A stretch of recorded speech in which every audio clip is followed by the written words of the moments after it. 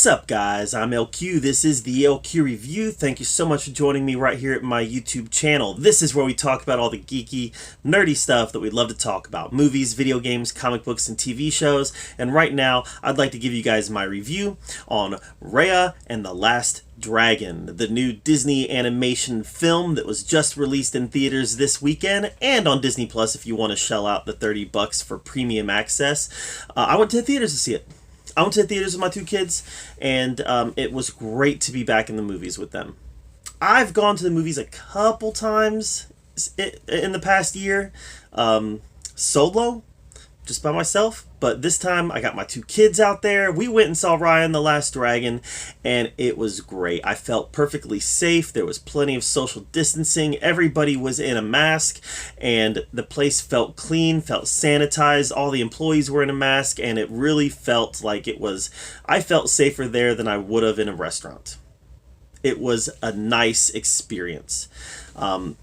Now, I could have shelled out, I have Disney Plus, so I could have shelled out the $30 for home content. Instead, I shelled out the $50+. When you look at tickets, when you look at concessions from me and two kids, it ended up being about $52, $53, and that was fine. Because for me, it was more about the experience of seeing the movie. It was about the experience of seeing the movie, being back in theaters.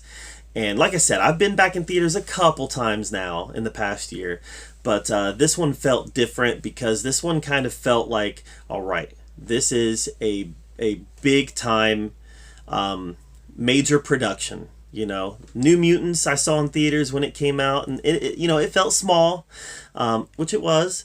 War with Grandpa I saw in theaters when that one came out, and that was small.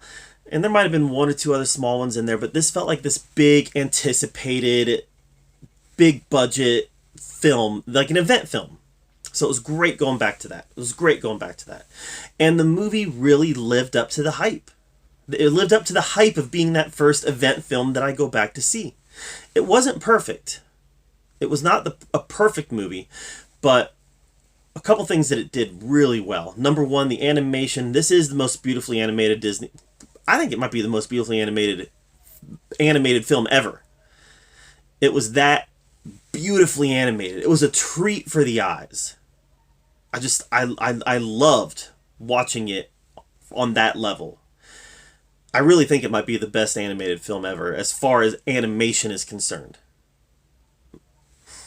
Another thing that it did real well was it stuck the landing.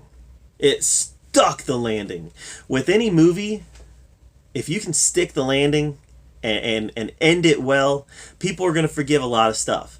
And this movie stuck the landing. It hit all the emotional beats that it needed to hit there at the end of the movie. And it had this great message about unifying the world, unifying mankind, that I think will resonate with a lot of people. And it just stuck the landing. So I really think it's going to be a very effective movie on that level. And the voice cast was great, especially Kelly Marie Tran as Raya and Awkwafina as the dragon. Both of them were great. And I knew it was Awkwafina right away. I couldn't necessarily tell that it was Kelly Marie Tran, but you can just tell it was Awkwafina. Just that sarcastic, raspy voice. You knew it was her. But the voice cast just nailed it. So the animation, the voice cast, and the ending really set this apart as a fantastic entry into Disney animation. Let's face it, Disney animation is killing it right now. Killing it. I think Disney animation is killing it more than Pixar right now. Pixar's too busy over here trying to examine the human experience, trying to be existential, trying to get some artificial waterworks going in people. Let's make people cry. How can we make people cry in this movie? While Disney animation is just focused on telling wonderful, great stories. I didn't like Soul. I know a ton of people love Soul. I didn't like it. So some people might disagree with me on that, and that's fine. But I think Disney animation has been killing it. Just killing it between Moana, Tangled, this... Big Hero 6, yeah, the Frozen movies too. just been killing it. So what did I not really love about this movie? Well, in some ways it felt too safe. There wasn't a whole lot of risk taken in the movie as far as putting the main characters in peril, and this was a very perilous journey that they were on, and I never felt any thrill of potential harm. Like when you see a main character and they're going through an action sequence in a movie and you feel like they could actually be harmed or killed in that sequence. It's a Disney movie, so they're not going to be killed, but you feel like they could be harmed in that sequence. There's a certain thrill that comes with that, and I never felt that in this movie. There was no oh, watch out, Raya, because you just know she's going to be fine. I wouldn't say that she's a Mary Sue, but she's like as close as you can get to a Mary Sue without being a Mary Sue. Like here's the Mary Sue line, and she's like, I'm straddling it, but I'm not gonna cross it. That's what she's doing with the Mary Sue. All right, Raya is really close. She's like Ray, only just dial back a bit. Didn't really care for that component, and I missed the songs.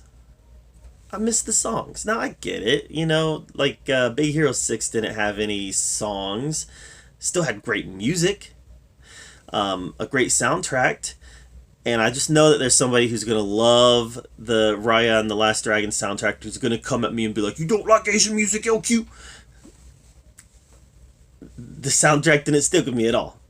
I can't tell you one beat in that movie or one note of music I can't repeat. It didn't stick with me. I miss the songs. I think Disney animated movies are at their best when they're musicals, and I was hoping this would be, and it wasn't. So I was disappointed in that. But on top of that, even Big Hero 6 wasn't a musical, but it had great music. So those are really the two things that really bothered me, but they weren't deal breakers because everything else in the movie was so good. And I feel like I can definitely recommend this. I'm going to give Raya and the Last Dragon a B+. It was a very good movie. If you are somebody who is living by yourself, or maybe you're the only cinemaphile in your house, I don't know that I would spend $50 to get it on, or $30 to get it on Disney Plus Premium. I might wait the couple months. But if you got kids, and you guys are wanting to have a family movie night, and you don't want to spend the prices to go out to the theater, or you're just not ready to go back to the theater yet, you can do worse than Raya and the Last Dragon. If it's a family watching it, you could definitely do worse than $30. So definitely a fun movie, well worth your time, highly recommend. It had a couple problems for me, but those problems were not deal breakers because overall the stuff that they did well, they did great.